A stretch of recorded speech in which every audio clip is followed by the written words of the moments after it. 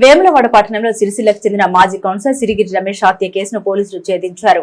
వివరాలకు వెళ్తే చందుర్తి ప్రాంతంలో గల భూమిని ఎస్సీ కార్పొరేషన్ లోన్ పై పెట్రోల్ బంక్ స్థాపన కోసం చిర్రం రవి సిరిగిరి రమేష్ పేరుతో రిజిస్ట్రేషన్ చేయించాడు. అయితే రమేష్ పెట్రోల్ బంక్ ఇవ్వకుండా తిరిగి ఆ భూమిని రవికి రిజిస్ట్రేషన్ చేయకపోవడంతో ఇద్దరి మధ్య భూ వివాదం తలెత్తింది.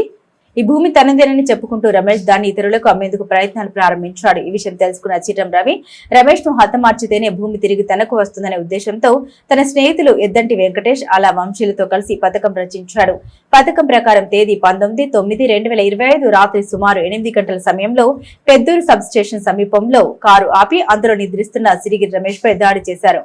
అలా వంశీ రమేష్ కాళ్లు పట్టుకోగా చిర్రం రవి వెనుక సీట్లో కూర్చొని అతన్ని గట్టిగా పట్టుకున్నారు. ఈ సమయంలో డ్రైవర్ సీట్లో ఉన్న ఎద్దంటి వెంకటేష్ తన వద్ద ఉన్న కత్తితో రమేష్ గొంతు మరియు ఛాతిపై పలుమార్లు పొడిచి హత్య చేశాడు. రమేష్ మృతి చెందినట్లు నిర్ధారించుకున్న తర్వాత శవాన్ని కారులో తీసుకెళ్లి వేములవాడ నంది కమాండ్ సమీపంలోని నందీశ్వర టౌన్షిప్ వెంచర్ వద్ద కారు వదిలిపెట్టి ముగ్గురు పారిపోయారు. సిరిగిరి రమేష్ వద్ద చిర్రం రవి మధ్యవర్తిత్వం ద్వారా పలు ప్లాట్లు కూడా కొనుగోలు చేసినట్లు పోలీసులు గుర్తించారు.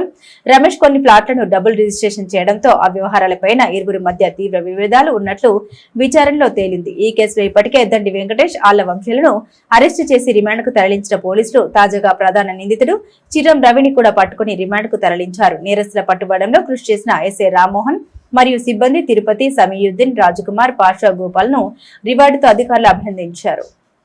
సో సెప్టెంబర్ 19th రోజు మనకి 8 o'clock ఆ టైంకి మర్డర్ జరిగిన విషయం తెలిసిందే, సిరిగిరి రమేష్ది. సో ఇందులో ఆల్రెడీ ఇద్దరిని మనం మెయిన్ అక్యూజ్డ్ని వెంకటేష్ అండ్ వంశీని రిమాండ్కి పంపించడం జరిగింది. అండ్ అప్పటి నుంచి కూడా అబ్స్కండింగ్ ఉన్న సిర్రం రవి అనదర్ అక్యూజ్డ్, ఈ ముగ్గురు మెయిన్ పాత్రధారులు ఇప్పుడు మళ్ళీ ఈరోజు మనకి అరెస్ట్ చేసి రిమాండ్కి తరలించడం జరుగుతుంది. సో మర్డర్ వచ్చేసి మెయిన్ మోటివ్ ఏంటంటే మనకు సోఫార్ ఇన్వెస్టిగేషన్ మనకు తెలిసింది వీళ్ళు వంశీ, వెంకటేష్ అండ్ రవి వీళ్ళంతా కూడా రమేష్కి చిన్నప్పటి నుంచి పరిచయం, చాలా దగ్గర వ్యక్తులు. సో ఇందులో రవి మెయిన్గా మనకి ఇన్వెస్టిగేషన్లో తెలిసింది ఏంటంటే రవిది ఒకటి చందుర్తిలో ఒక ల్యాండ్ ఉంది. ఆ ల్యాండ్ రమేష్ పేరు మీద రిజిస్ట్రేషన్ చేపిస్తాడు ఎస్సీ అనేసి. దాంట్లో ఎస్సీ కార్పొరేషన్ నుంచి నిధులు వస్తాయి పెట్రోల్ బంక్ పెట్టడానికి అని చేస్తే రమేష్ రిజిస్ట్రేషన్ చేసుకొని ల్యాండ్ని పెట్రోల్ బంక్ డెవలప్మెంట్ కాకుండా ఇంకొకరికి అమ్ముదామని చూస్తూ ఉంటాడు. సో ఇట్లా ఏంటంటే బేసిక్గా ఆయన చీటింగ్, మోసాలు ఇవి తట్టుకోలేదు. Not just that, otherwise also మొదటి నుంచి రమేష్ యొక్క ల్యాండ్స్ ఏ ఉన్న ప్లాట్స్ వాటన్నిటికీ మధ్యవర్తిత్వం ఉండేది ఈ రవి అనే వ్యక్తి. సో అతను చేసిన మోసాలకి కస్టమర్స్ అందరూ ఇతని దగ్గరకు వచ్చి ఇతన్ని పీడిస్తున్నారు అనేది ఒకటి. ఇతను తట్టుకోలేక, ఎక్స్ప్లాయిటేషన్ భరించలేక విసుగెత్తి ఈ ప్లాన్కి ఒడిగట్టినారు అనేది మనకు తెలుస్తుంది. సిమిలర్లీ ఇంతకుముందు రిమాండ్ అయిన వెంకటేష్ అండ్ వంశీ కూడా ఇట్లానే ఇతని చనిపోయిన వ్యక్తి బాధితులు అనేది మనకు తెలుస్తుంది. అందుకోసమే చేసినట్లు అర్థమవుతుంది. ఆల్రెడీ మనకి రిమాండ్ చేసినప్పుడు నేను అప్పటికి చెప్పాను, మెయిన్గా వెంకటేష్కి ఒక 10,50,000 ఇచ్చేది ఉంటుంది.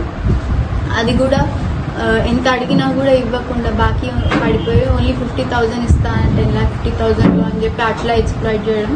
అండ్ వంశీని కూడా చిన్నప్పటి నుంచి వాళ్ళ ఫ్యామిలీ అంతా ఇతనికి సేవలు చేయడం జరిగిందంట ఈ విక్టిమ్కి, చనిపోయిన అతనికి. బట్ ఇన్ రిటర్న్ అన్ని ప్లాట్లలో మళ్ళీ అదే మోసాలు ఇతని దగ్గర కూడా చూపించారు. సో వీళ్ళకి ఏంటంటే విక్టిమ్హుడ్ అయిపోయి సిమిలర్గా ఈ ముగ్గురికి సిమిలర్ బాధలు ఉన్నాయి రమేష్ తోటి. అది విసుగెత్తి ప్లాన్ ప్రకారం పక్కాగా ప్లాన్ చేసుకొని చేసిన మర్డర్లో ఇప్పుడు సోఫార్ నేను అదే అంటున్నా. సోఫార్ మనం 3 మెంబర్స్ని గుర్తించాం, 3rd మెంబర్ ఈరోజు వెళ్తున్నారు. మెయిన్గా సీన్లో మనకి ఉన్నది ఈ ముగ్గురు అనేది తెలుస్తుంది.